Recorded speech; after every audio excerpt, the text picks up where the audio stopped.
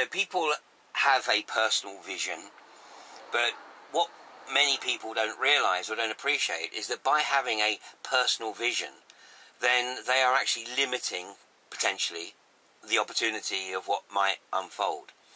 So the challenge is absolutely to visualise, obviously, as much as you possibly can, you know, within the bounds of your experience or perception or whatever. But at the same time, not have any attachment to that, so that there is the opportunity for something that's even more magical to manifest. And coupled with this, we must absolutely not just visualise, but we absolutely have to find a way to participate.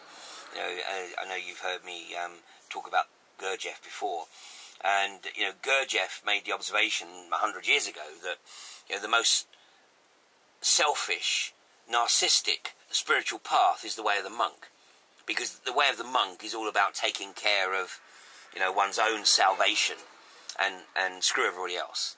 But you know, sure, he was obviously making a point, and everybody does need to go through this period of seclusion, this period of, you know, inner reflection, this period of effectively coming to the acknowledgement that the true self is not what one perceives in terms of the ego.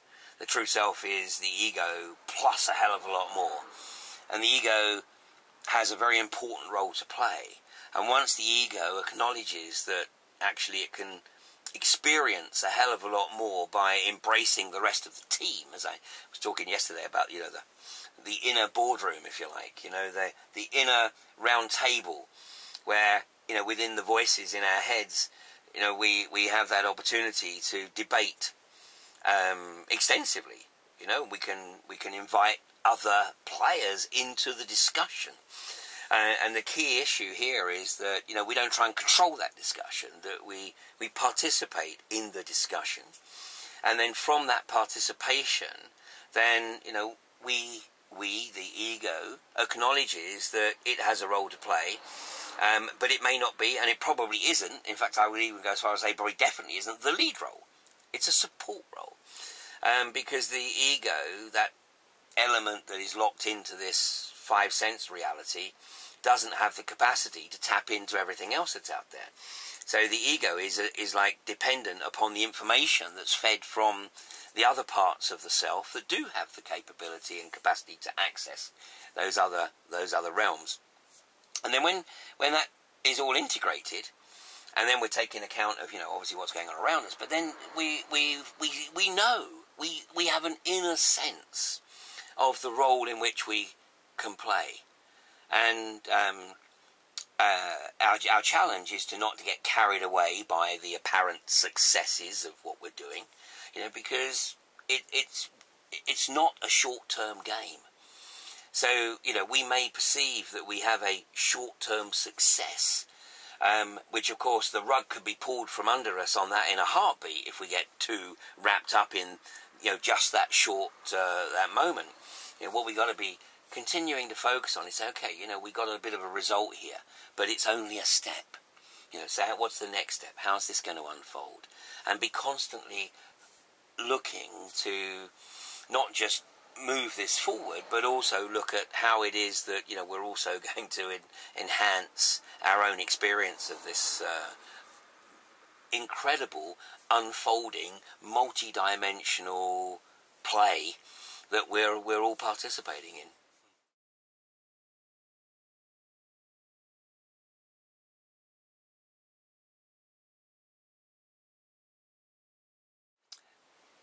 Their template can be traced right back. I mean, we could go back a long way. You know, we could go right back to Babylonian times, but, you know, let's bring it into the current realm.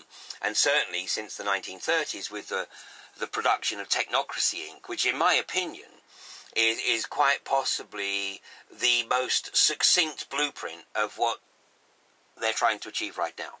They didn't have the technology in 1932, but they do in 2014, 2015.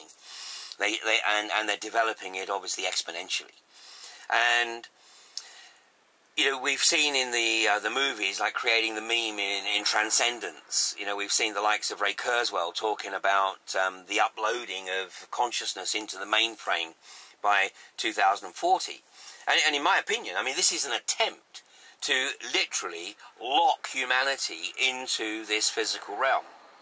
And, I mean, as I have discussed in other presentations, it is my opinion, based on my research, that those who think they are the rightful rulers of a planetary fiefdom, i.e. those who think they are the descendants of the Nephilim and the human women, and whether it's correct or not, it doesn't matter, because it's what they believe.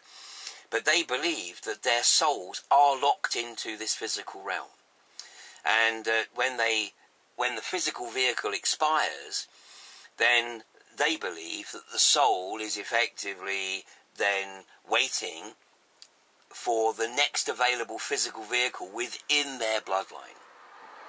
And they believe that they can identify each other, and that's why they've created fraternities like Skull and Bones, Scroll and Keys, Phi Beta Kappa, the Bullingdon Club and the like. And these are all about identifying the souls who are reincarnating, who are part of their community, the socio-psychopathic community that wants to have absolute dominion over this mortal realm. And what they're trying to do is they're trying to lock humanity into this physical realm. So what they're looking at in their transhumanist agenda is to provide the opportunity for a human, as perhaps they're getting towards the end of their life, to upload their consciousness into the mainframe and then lock them here. I mean, like, this is the epitome of creation. I mean, you know, we are not even taking the foot off the floor towards the first rung of the ladder in terms of evolution. You know, we are so primitive in this physical arena that it's almost an embarrassment. But, you know, when we hear people talking about humanity being the sort of peak of creation, I mean, it's enough to make me want to gag. It's just so outrageous. But, so whereas humanity has an opportunity, and I believe right now, actually, that opportunity is being accelerated.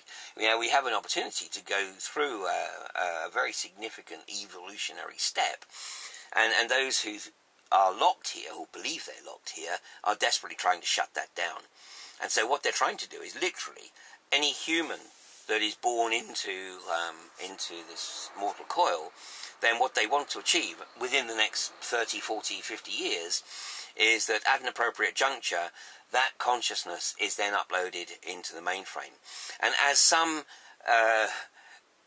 transhumanist environmentalists have suggested, is that way we could live our lives but actually not be a drain on the ecology, because we don't need the physical vehicle anymore.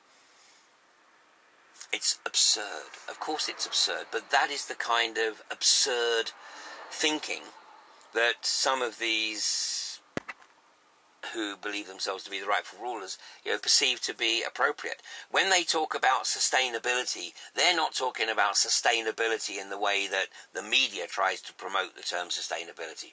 They're talking about sustainability of their dominion.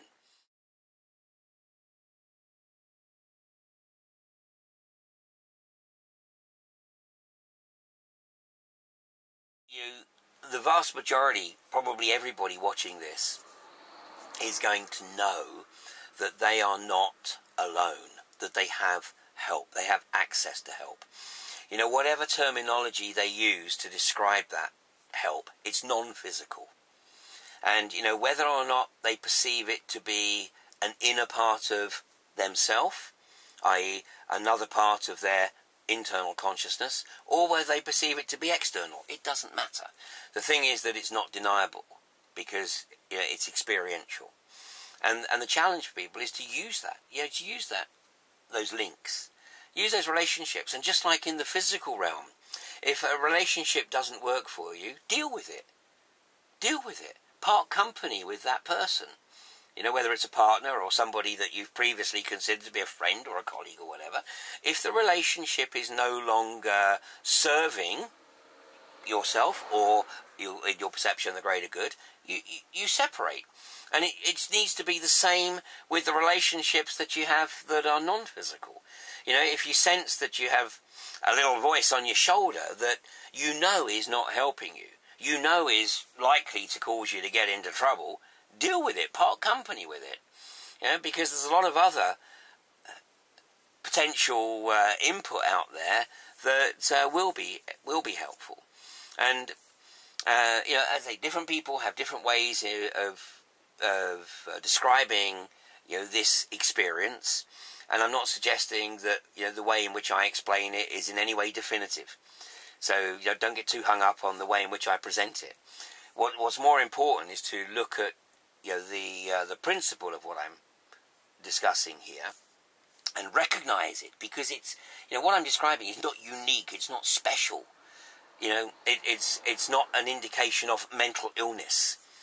The establishment would like to use it as a means to get people sectioned, but yeah, it is normal. You know, use it and recognize just what can be achieved when you actually tap into this stuff. And it comes back full circle, you know, because when we talk about intention, when we talk about visualization, you know, and then stuff seems to happen, and we go, wow, isn't that incredible? Wasn't that amazing? Wasn't that lucky? Wasn't that synchronistic? However you describe it. But the intention was out there. The discussion was out there. The visualization was out there. The participation was a key element. And then stuff happens. It can't be documented in terms of physical, empirical, material, Newtonian logic. But it's like the more you do something, then the more you realize that this works. And if you realize it's working, and it's working for you, and it's working in terms of, you know, what it is that you think you want to achieve, and in some ways, in many ways, it will often be more magical, more incredible than you could ever visualize for yourself. So go with it. Enjoy the ride. It's a fantastic journey, you know. I mean, I just wish I'd had this level of curiosity when I was your age. You know, but I spent the first 40 years of my life absolutely locked in to the physical, empirical, material realm. And then, you know, through a series of events, I had the opportunity to, you know, take a step back and say, well, hang on a second, you know, there's a few things I don't understand here. And instead of going, oh my God, I'm going crazy, you know, they were undeniable. They were undeniable. And I wanted to learn about them. I realised that, you know, what was happening with me was not unique, and that many, many other people had sort of similar experiences. And then once I started looking, obviously they were well documented. All I had to do was go, you know, find their records of their experience. And then as you embrace their experience, you start to, you know, put the pieces of the jigsaw together and build your own picture. So anybody who tells you that they know definitively how this all works is delusional. You know, the reality is that, you know, we're all here in this physical arena to learn. It's a 28,000-day university, give or take. You know, we're here for 28,000 days. Much of that is spent acclimatizing. You know, that's entering into the physical arena, and then infancy, childhood, adolescence, young adulthood, and then, you know, into adulthood. And obviously, you know, people are starting to tap into this much earlier in their lives than maybe was the norm a few years ago. But after the let's say that first 20,000, that first 10,000 days, that first almost half your life. So 10,000 days is effectively spent acclimatizing, it's grounding. And then there is the opportunity to really sort of, if you like, go on to the next level of the process. I nearly said the advanced course, but I'm avoiding using terminology that is related to academia, because academia is all about keeping people locked into a very narrow set of parameters. i.e. the parameters that the establishment wants people to operate within.